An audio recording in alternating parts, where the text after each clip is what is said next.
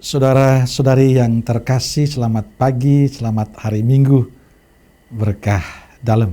Sudah kita memberi senyum hari ini, Minggu 4 Juli 2021, Minggu biasa ke-14. Mari kita awali permenungan kita hari ini dengan tanda kemenangan Kristus.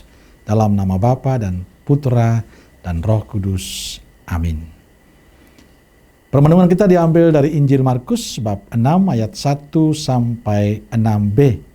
Salam sukacita, salam sehat, dan jangan lupa untuk selalu bahagia. Saudaraku yang terkasih, Injil hari ini bercerita tentang Yesus yang ditolak oleh orang-orang sekampungnya. Kehadiran Yesus tidak seperti yang mereka inginkan, karena mereka menginginkan Mesias yang bisa membebaskan mereka dari penjajahan. Maka kehadiran Yesus yang hanya dari keluarga tukang kayu itu tidak masuk dalam konsep mereka. Bagaimana mungkin Mesias dari keluarga sederhana dan miskin, keluarga seorang tukang kayu? Maka berlatar belakangkan itu mereka menolaknya. Sebab yang dibutuhkan mereka adalah seorang raja yang membebaskan dan mensejahterakan hidup mereka. Maka tidak mengherankan kalau mereka menolak Yesus, karena tidak seperti yang mereka inginkan. Karenanya Yesus tidak melakukan mujizat di daerah asalnya. Menariknya, berhadapan dengan situasi penolakan, di mana Yesus ditolak oleh saudara-saudaranya, orang-orang seasalnya, tapi Yesus tetap menerimanya dengan rendah hati. Yesus tidak marah, tidak memaksakan kehendaknya, tapi ia menerima dengan hati yang lapang.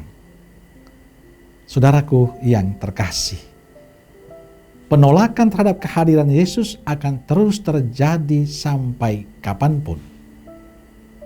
Sebagai murid Kristus, kita akan berhadapan dengan penolakan-penolakan seperti itu. Saat sekarang pun kita mengalami. Sebab Yesus yang kita imani mengajarkan sikap hidup yang berlawanan dengan kebiasaan-kebiasaan dunia ini. Yesus mengajarkan cinta kasih, tapi dunia kadang mengajarkan kebencian, permusuhan. Yesus mengajarkan kelembutan, dunia mengajarkan kekerasan. Yesus mengajarkan kebenaran, keadilan, tapi dunia kadang mengajarkan ketidakadilan, ketidakbenaran. Lalu apa yang bisa kita lakukan berhadapan dengan semua penolakan itu? Hari ini kita ingin belajar dari sikap Yesus berhadapan dengan orang-orang sekampungnya yang menolak Dia. Yesus tetap rendah hati menerimanya. Dia legowo untuk semua penolakan itu. Ia tidak marah, tidak putus asa. Ia tidak memaksakan kehendaknya. Sebab bagi Yesus masih banyak tempat yang bisa Yesus ajarkan. Yesus telah berkeliling mengajarkan sukacita Tuhan kepada banyak orang. Saudaraku terkasih, cinta dan kebaikan jangan pernah berhenti kita lakukan hanya karena 1-2 orang yang menolak kita. Masih banyak orang yang membutuhkan cinta dan perhatian kita. Jangan pernah berhenti untuk mencintai, untuk berbuat baik hanya karena 1-2 orang mengkritik kita. Saya itu terkesan dengan presiden kita. Dari berbagai sudut dia dikomentari, bahkan dibenci, direndahkan martabatnya. Apakah dia marah? Lalu dia berhenti berbuat baik? Tidak. Ia tetap berjuang membebaskan masyarakat kita ini dari COVID. Dia tetap memberikan bantuan termasuk bagi mereka yang membencinya. Dia tetap bekerja keras demi bangsa ini. Dia tanpa banyak komentar akan semua sindiran-sindiran itu. Ia tetap melakukan yang terbaik untuk bangsa ini. Di atas berbagai macam caci maki dan penghinaan. Dia bukan pengikut Kristus, tapi ia menghidupi cara hidup Yesus. Berhadapan dengan semua penolakan, dia tetap menerimanya dengan legowo. Saudaraku, sebagai orang beriman yang mengimani Yesus, berhadapan dengan situasi bangsa ini, di mana kita akan ditolak, dibenci, Lalu bagaimana sikap iman kita?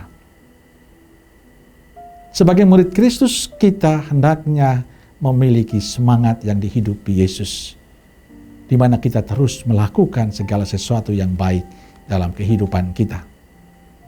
Saya berharap semoga sebagai murid Yesus, semangat Yesus menjadi semangat kita semua. Di tengah-tengah penolakan ini, jangan sampai kita berhenti untuk melakukan kebaikan-kebaikan Tuhan. Maka pesan saya untuk kita, saudaraku terkasih, tetaplah rendah hati dalam hidupmu. Kalau kita menemukan banyak penolakan, jangan pernah berhenti untuk berbuat baik.